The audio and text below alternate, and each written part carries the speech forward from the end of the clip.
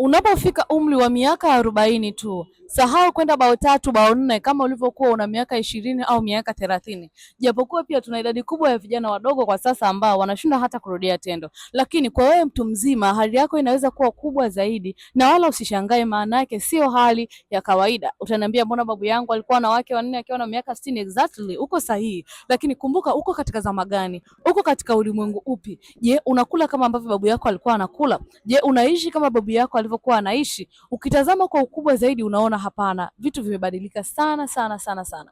Unapokuwa na umri kuanzia miaka 40 tu, vichocheo vyako vya mwili vya asili huwa vinaanza kurudi chini, yaani vinashuka.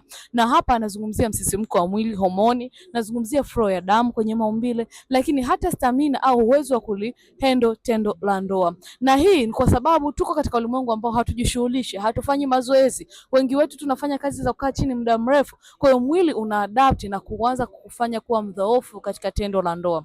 Usishangae na wala usilalamike, kwa sababu lipo suluhisho. Kwa sasa kama una miaka kuanzia 40 na kuendelea na unatamani kuimarisha performance yako ya tendo la ndoa kwenda raundi 3 na kuendelea, na ukiwa bado una pumzi ya kutosha, unaweza kunitafuta sasa nikakupa mwongozo wa kitaalamu ulio salama na kukufanya uendelee kuwa lijali umri wako wote. Mimi ndio yule nguli na bingwa wa changamoto hizo za mkojo na performance ya tendo la ndoa. Unaweza kuniconsulti sasa na nikakupa mwongozo wa kitaalamu.